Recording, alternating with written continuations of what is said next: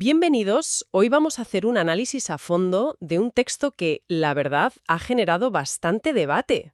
Sí, y que nos lo ha enviado un oyente además. Exacto. Es un homenaje a una figura pública dominicana, Joana Beato, y se titula El triunfo de la resiliencia humana. Un texto muy potente, desde luego. Totalmente.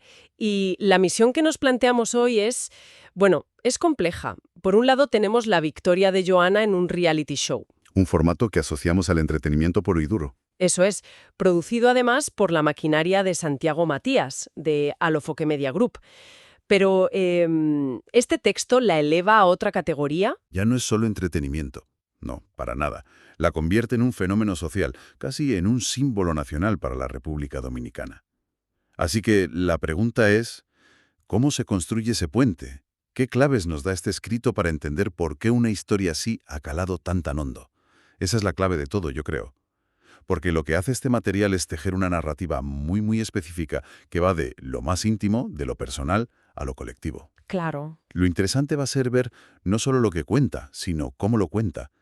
Cómo la historia de una sola mujer se convierte, según esta fuente, en el espejo donde se miran las luchas silenciosas de miles de personas. Y al final, en un motivo de orgullo para todo un país. Exactamente. Pues empecemos por la base, por el pilar sobre el que se sostiene todo.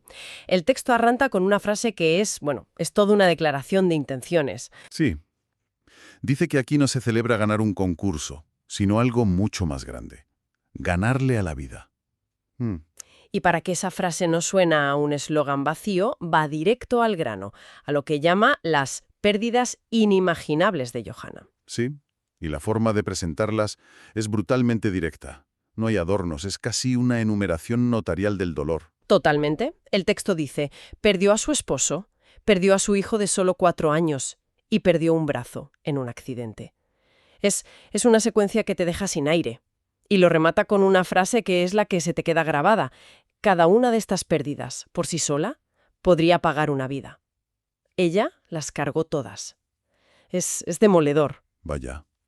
Pero aquí me surge la primera pregunta. Al presentar la tragedia de una forma tan cruda, tan directa, ¿no se corre el riesgo de caer en lo que algunos llaman inspiration porn? Claro. Es decir, usar el dolor de una persona para que al resto nos sintamos inspirados o simplemente mejor con nuestras vidas. Es una pregunta fundamental y muy pertinente.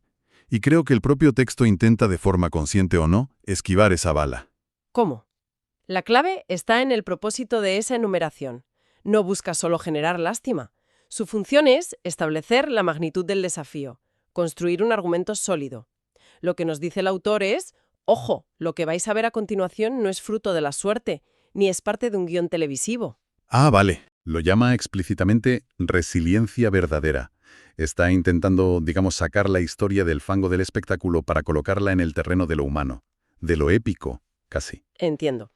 Es como si dijera, necesito que entendáis la profundidad del abismo para que podáis valorar de verdad la altura a la que ha llegado.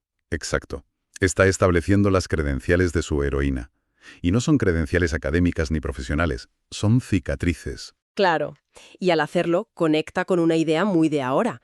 La fuerza no reside en la ausencia de dolor, que eso es una fantasía, sino en la capacidad de funcionar a pesar del dolor. Es una fuerza mucho más real, más tangible, y por eso mismo, paradójicamente, mucho más inspiradora que la del héroe invulnerable. Justo. Claro, porque esa idea del héroe que no sufre ya no nos la creemos. Y eso me lleva a la siguiente parte del texto, que es donde se intenta definir esa resiliencia verdadera. Ajá. Me parece muy interesante que el autor no lo deje a la interpretación, sino que se moje y dé su propia definición. La cito porque es el corazón de su argumento. Dice, la resiliencia no es no llorar, es llorar y aún así seguir caminando. Esta frase es un misil. Un misil directo contra el estereotipo del héroe de piedra, ¿no? Esa idea de que la fortaleza es aguantar estoicamente sin que se te mueva un músculo. Sí, sin mostrar debilidad. Aquí se legitima el llanto. Se legitima la expresión del dolor como parte del proceso. No es un signo de debilidad, sino la prueba de que estás vivo y sigues en la lucha. Además, el texto insiste en que ella no ocultó sus cicatrices, ni las físicas ni las emocionales, y utiliza una serie de verbos que me parecen muy reveladores. A ver. Dice que las convirtió en mensaje, en fuerza y en esperanza. Hay una acción deliberada de transformación. No es una víctima pasiva, es una alquimista de su propio dolor. Ahí está el giro narrativo.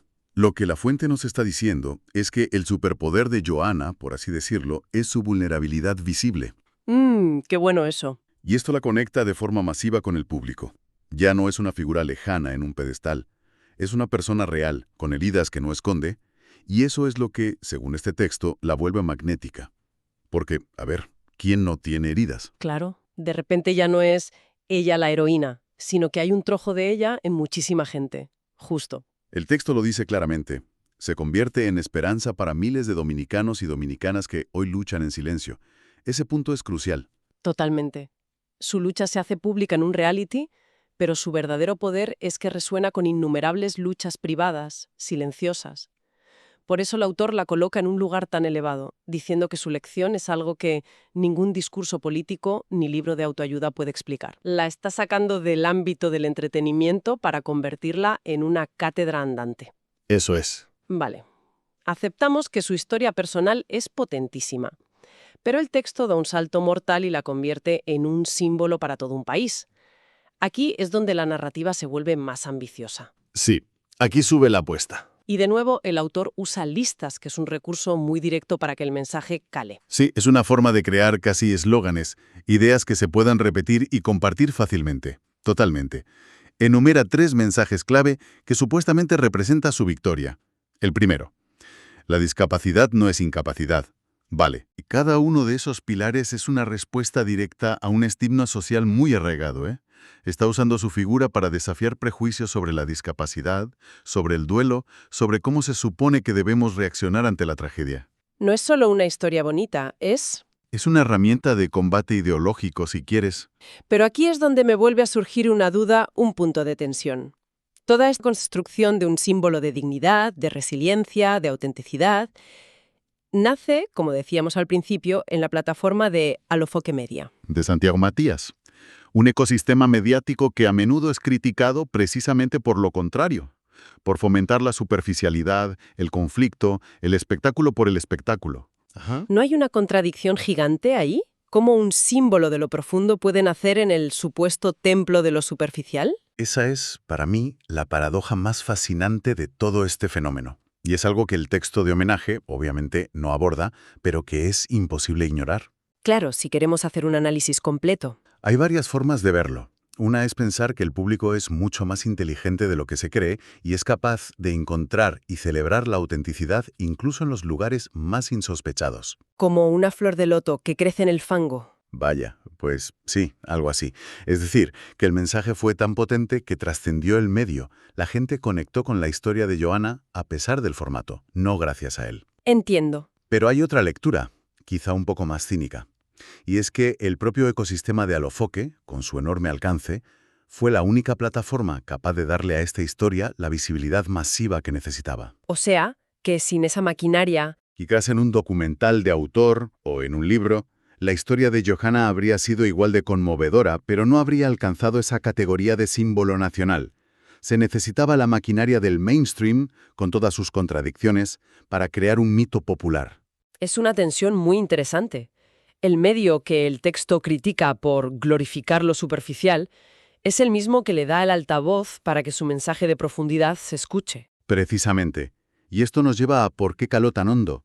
El texto lo enmarca como una victoria de la dignidad sobre la frivolidad, y quizás la gente sentía eso. Sí. En un panorama mediático saturado de polémicas vacías, de repente aparece una historia con un peso humano tremendo, una verdad incontestable, y la gente, quizás cansada de tanto ruido, se aferró a ella como a un ancla. Su victoria se siente como una reivindicación, como si el público dijera: Esto es lo que de verdad nos importa. Estos son los valores que queremos celebrar. Exacto, y el texto se encarga de universalizar esa victoria. Después de la lista de mensajes viene la lista de colectivos a los que ella supuestamente representa, y es amplísima.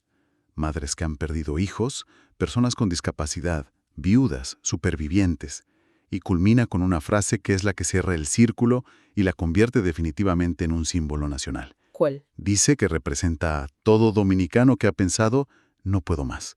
Y aún así siguió. Con esa frase la historia deja de ser la de Johanna Beato. Se convierte en la epopeya de la resiliencia de un pueblo entero. Es un mecanismo de identificación colectiva brutal. Ya no es una persona, es un arquetipo. Y un arquetipo muy necesario, según el texto. Es la heroína que surge como antídoto a una época. Cuando el texto critica un mundo donde se glorifica lo superficial, no lo hace de pasada. Está estableciendo el campo de batalla. Y en ese campo de batalla, Johanna es la campeona de los valores auténticos. La fortaleza, la dignidad, la capacidad de sobreponerse.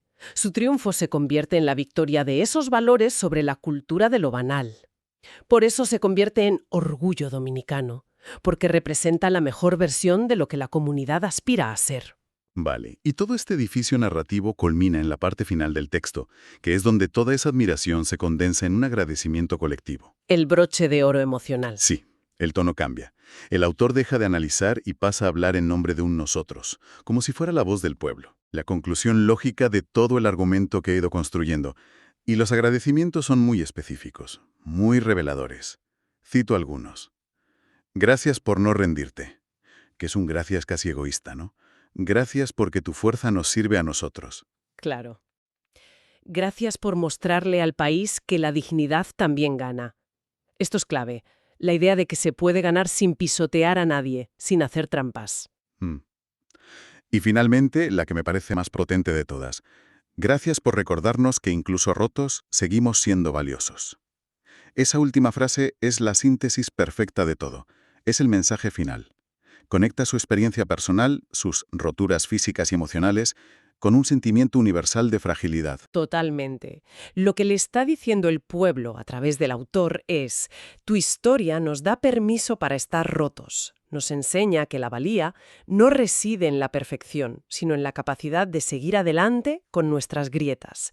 Es un mensaje increíblemente liberador, sin duda. Y el texto cierra volviendo al principio, a la idea de la verdadera competición. La frase final es: hoy no te aplaudimos solo por ganar un reality. Hoy te honramos por ganarle a la vida cuando parecía invencible. Se cierra el círculo. De una forma muy limpia, ¿sí? Si lo miramos en conjunto, el material que analizamos es una clase magistral de construcción de un mito moderno.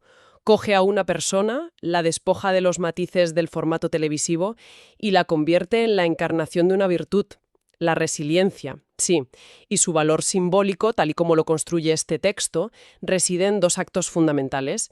Primero, haber hecho pública una lucha que normalmente se vive en la más estricta intimidad.